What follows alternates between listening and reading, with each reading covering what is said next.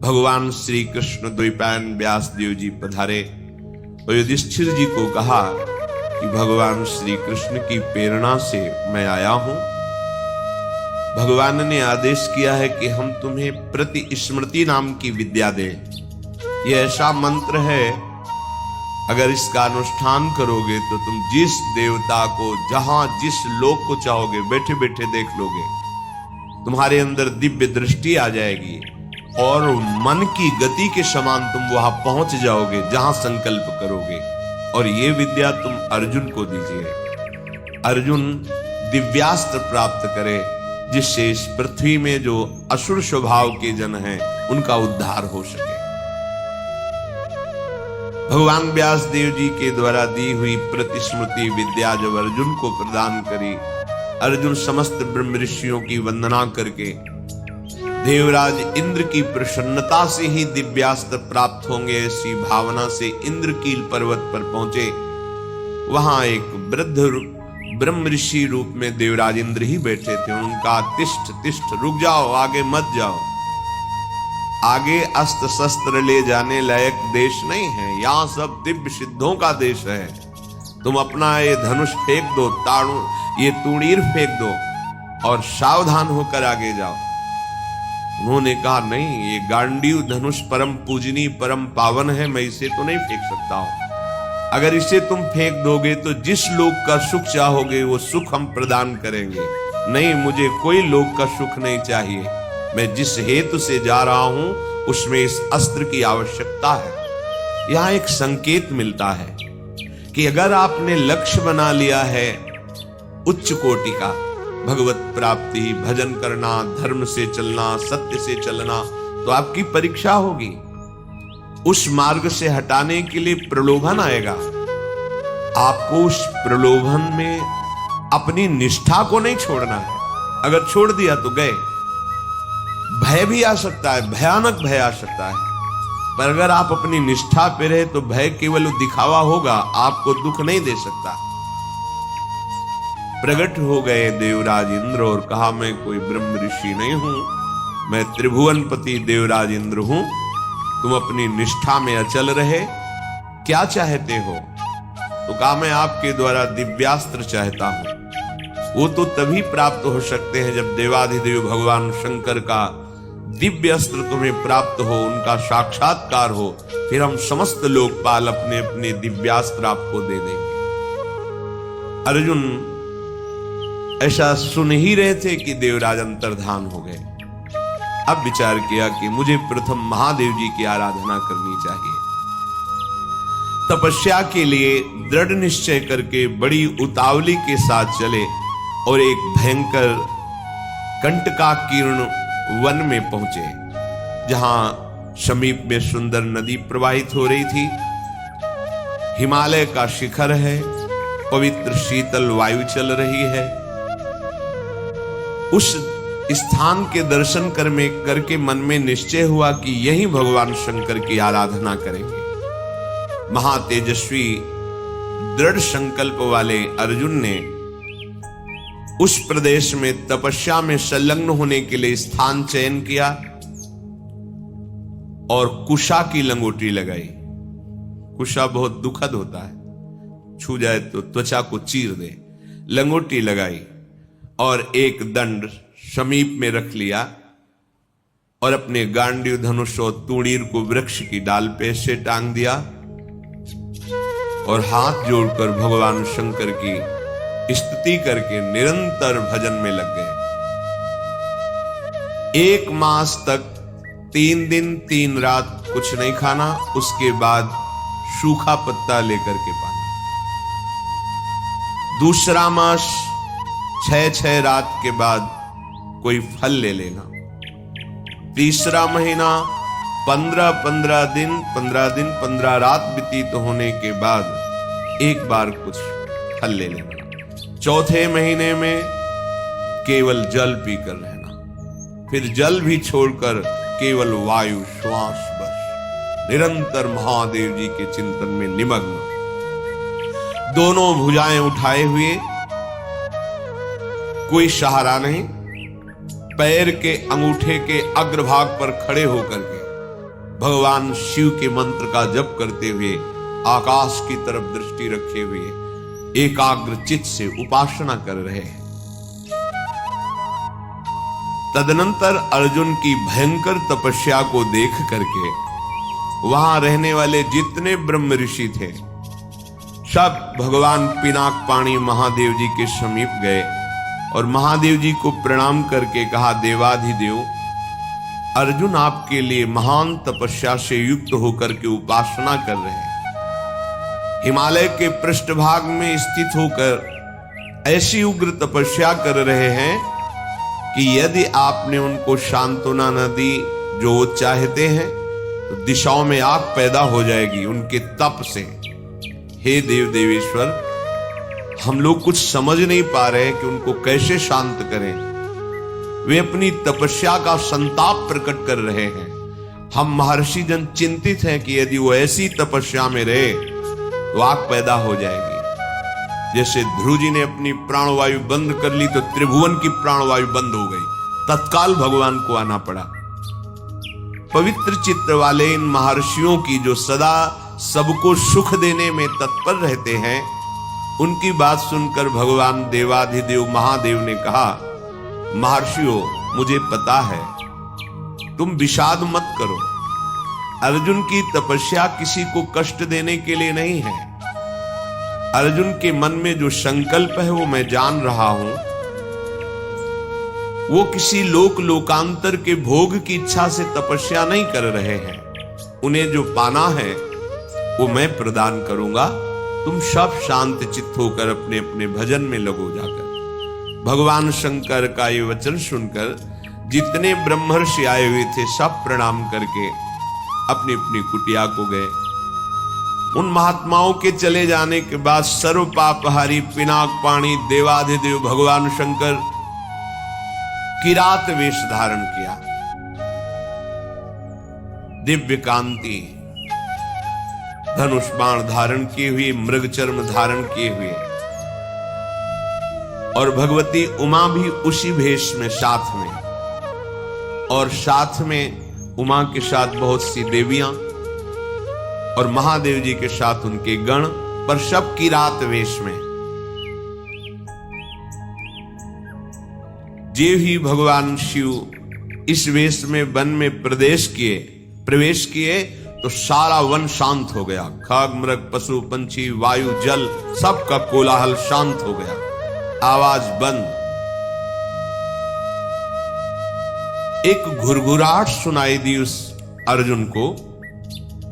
आकाश दृष्टि करके मंत्र जप कर रहे थे। दृष्टि घुमाई तो देखा है कोई विशाल सुअर उनको मारने के लिए तीव्र गति से आ रहा है। तत्काल अर्जुन ने अपने गांडीव धनुष को उठाया और प्रत्यंचा चढ़ाकर टंकार की, जिसकी ध्वनि उस शांत वन में गूंज गई। अर्जुन ने कहा, ऐ शुकर, मैं तपस्या में लगा हूं, किसी को कष्ट नहीं दे रहा हूं, फिर भी मुझे मारना पड़ेगा, क्योंकि तो बिना अपराध के मुझे मारने के लिए आ रहा है। सुदृढ़ धनुष वाले अर्जुन को प्रहार के लिए उद्यत देखकर किरात रूपधारी भगवान शिव ने सहसा रोका। ऐ वीर, इस शूकर को मैंने पहले शिकार रूप में निश्चित कर लिया है, तुम अपना बाण मत चला देना। परंतु अर्जुन ने किरात के वचन की अवहेलना करके तत्काल भयंकर बाण के द्वारा उस शूकर को बेध दिया। जैसे अर्जुन का बाण वैसे ही किरात वेशधारी भगवान शिव का बाण भी उसी जगह लगा। दोनों के छोड़े हुए बाण से सुवर्ण रूप त्याग करके मूक दानों विशाल पर्वत की तरह वो अपने असली स्वरूप में आकर प्राण त्याग कर गिर पड़ा। उसे अर्जुन को मारने के लिए भेजा गया था। जैसे बिजली की गड़गड़ाहट होती है, ऐसे आवाज करते हुए असुर अपने प्राणों को त्याग दिया। शत्रुनाशक अर्जुन उस तेजस्वी की रात को देखा जो कुछ दिव्य स्त्रियों से घिरे हुए थे। अर्जुन ने कहा, तुम कौन हो और यहां स्त्रियों के साथ क्यों घूम रहे हो? क्या आपको मालूम नहीं कि भयावह वन है? और क्या तुम्हें वन के सिद्धांत का भी ज्ञान नहीं है? जब मैंने लक्ष्य संधान कर दिया तो तुमने बाण क्यों मारा?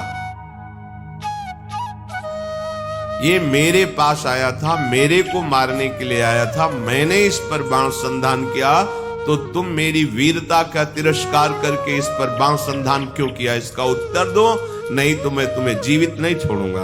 अर्जुन ने ऐसा किरात से कहा। ये मृगया का धर्म नहीं है जैसा आपने किया है। तुम पर्वत निवासी हो, उत्तर दो, नहीं तुम्हें जीवन से वंचित कर देता हूं अभी। अर्जुन के इस प्रकार कहने पर किरात भगवान जोर जोर से हंसने लगे और कहा, बहुत वीरतापूर्ण तुम वाणी भी बोलते हो और वीर भी हो, पर मुझे वन में इसलिए कोई भय नहीं लगता कि यही मेरा घर है।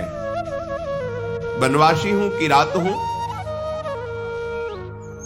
किंतु जब मैंने कह दिया था कि तुम बाण मत चलाना, ये मेरा लक्ष्य है, तो तुम्हारा साहस कैसे इतना हो गया कि मुझ वनवासी की आज्ञा का उल्लंघन करके तुमने बाण संधान कर दिया? तुमने दुष्कर कर्म किया, ये मुझे पसंद नहीं आया। और तुम जो कहते हो कि मुझे जीवन से हाथ धोना पड़ेगा, तो पहले बल का निर्णय कर लेना चाहिए, फिर बाद में निश्चय होना चाहिए। तुमने हमारे बल का निर्णय तो किया नहीं। क्या तुम जानते हो हम में कितना बल है?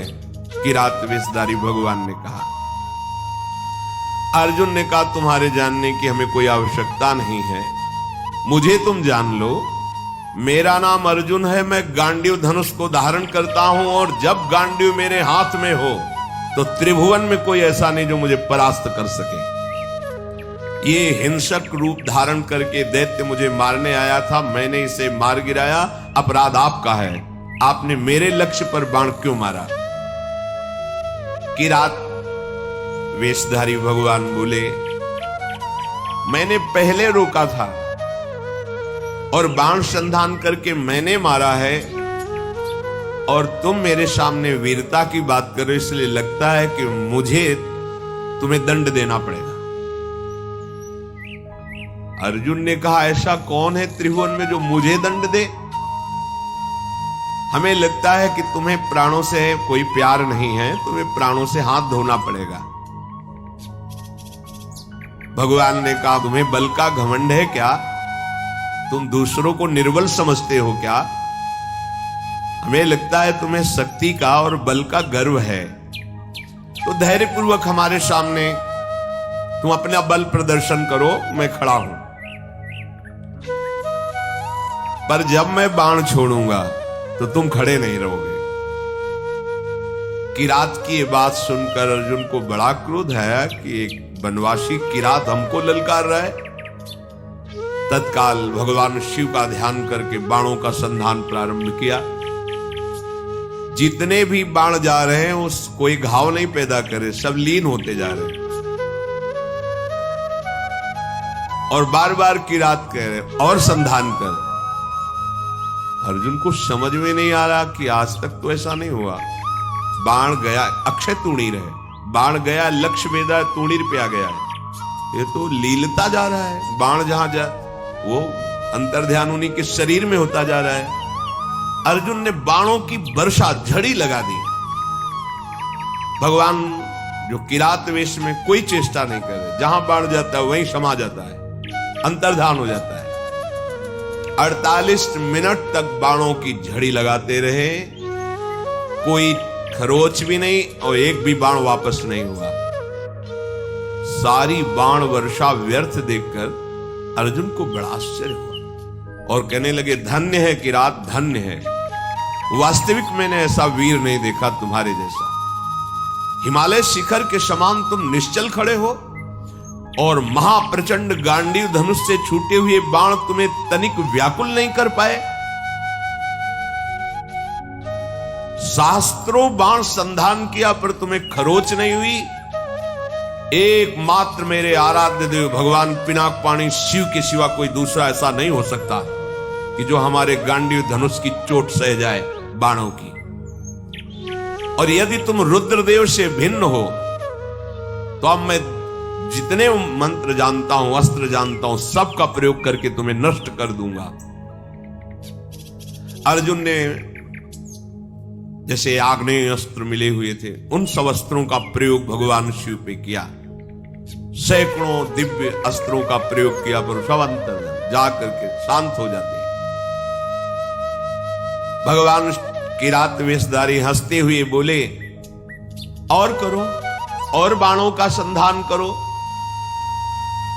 अर्जुन ने देखा अब तुड़ीर में एक भी बाण नहीं रह गया, तो उन्होंने विचार किया कि भगवान अग्निदेव जी के द्वारा ये दिए हुए खांडोप्रस्थ जलाने के लिए तुणीर थे, इनका अक्षय शब्द नाम है, अर्थात कभी खाली ही नहीं होंगे।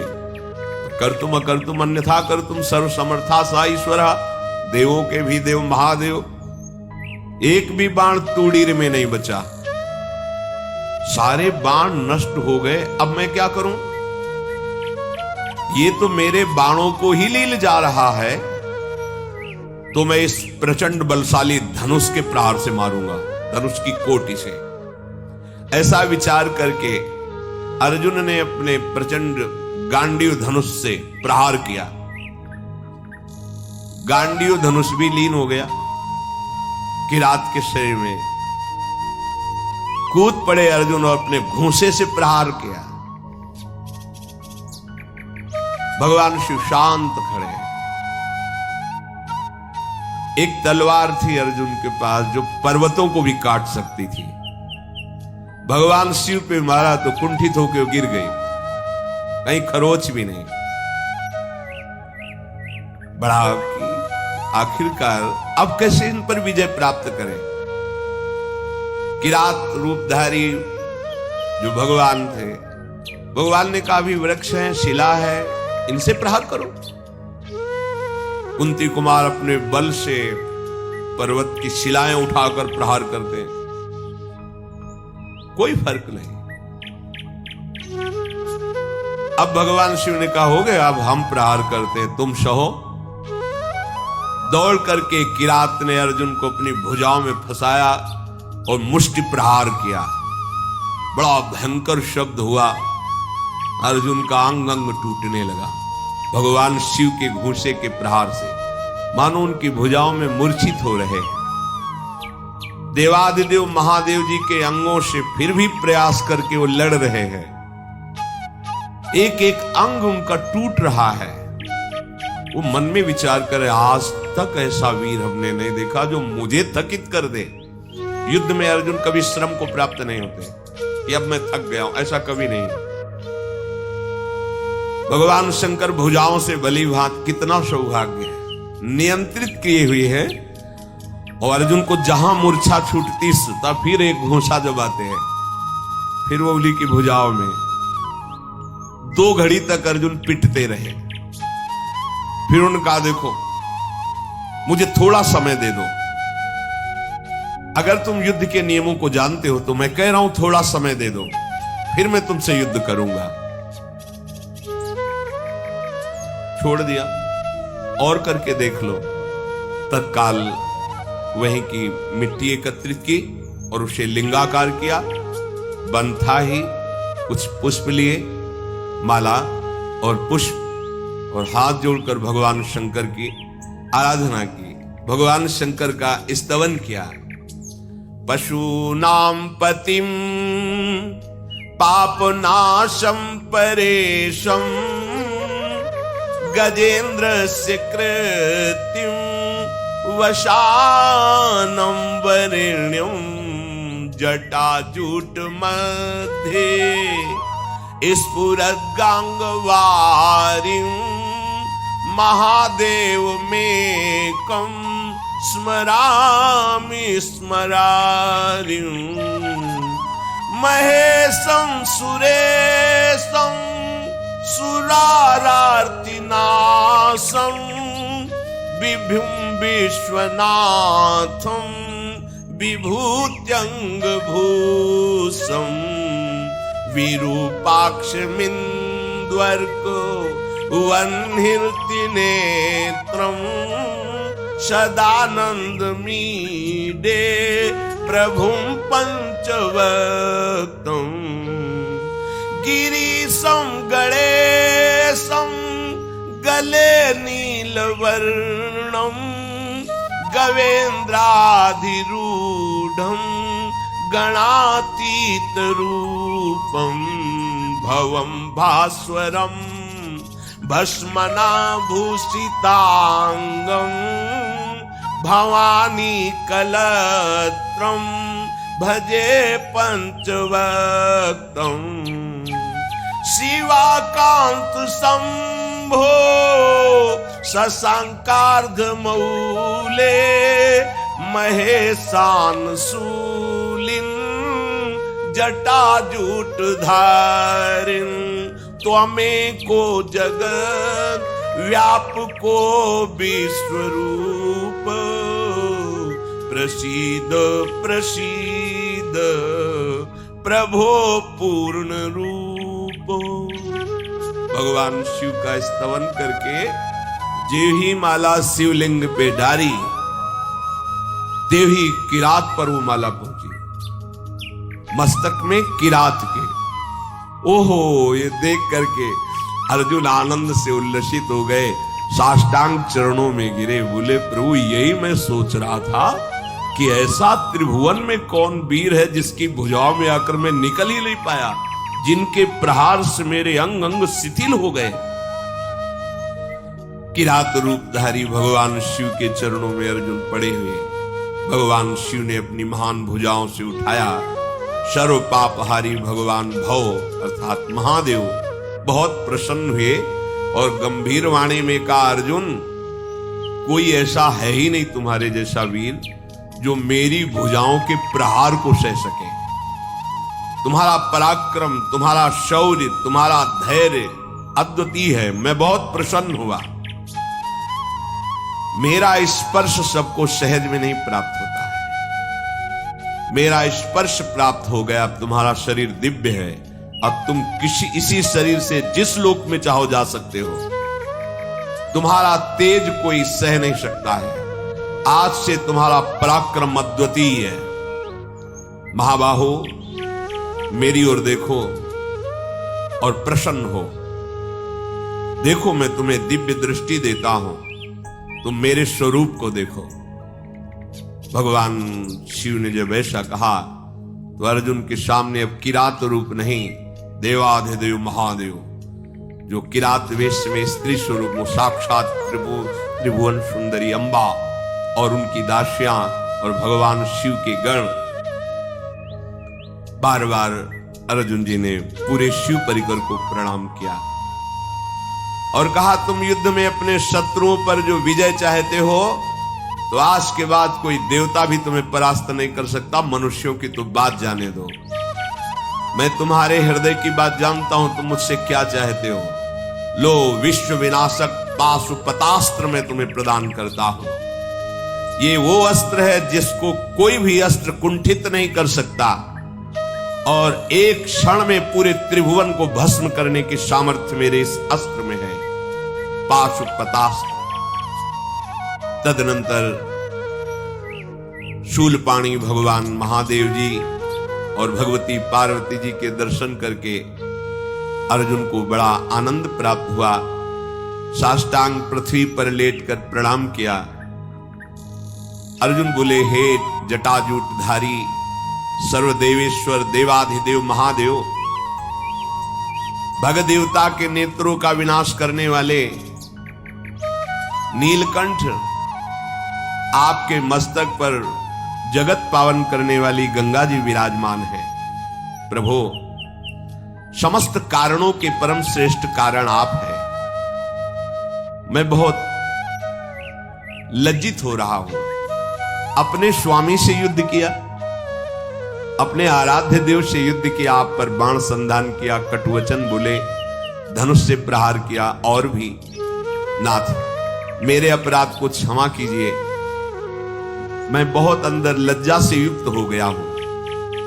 मैं आपके ही दर्शन की इच्छा लेकर इस महान तप से युक्त हुआ था। हे देव देवेश्वर, संपूर्ण जगत आपकी वंदना करता है और मैंने आप पर प्रहार किया, फिर भी आप प्रसन्न हैं। नाथ, मुझे बहुत अंदर से लज्जा आ रही है। मैंने जो आपके सामने साहस दिखाया, ये मेरा अपराध है। प्रभु, अनजाने में मेरे से अपराध बन गया। हे शंकर, मैं आपकी शरण में हूं, मेरी धृष्टता को क्षमा कर दीजिए। महातेजस्वी भगवान वृषभध्वज ने अर्जुन का हाथ पकड़ा और हंसते हुए कहा, अपराध थोड़ी है, कोई मैं शिव रूप से तुम्हारे सामने थोड़ी था, मैं तो किरात रूप से था, तुम्हारा कोई अपराध नहीं, वीर का यही धर्म है। फिर भगवान शिव ने दोनों भुजाओं से खींचकर देवी हृदय से लगाया तो जितने अर्जुन की पीड़ा और घाव थे सब शांत हो गए। देवादिदेव महाजी बोले, अर्जुन, तुम भगवान श्री कृष्ण के शरणागत और प्रिय सखा हो, मैं तुमसे बहुत प्यार करता हूं। जो भगवान श्री हरि का भजन करते हैं, भगवान शंकर अहेतुकी कृपा उन पे अपने आप करते हैं। तो जो भगवान शंकर की आराधना करते हैं, हरि अहेतुकी कृपा अपने आप करते हैं।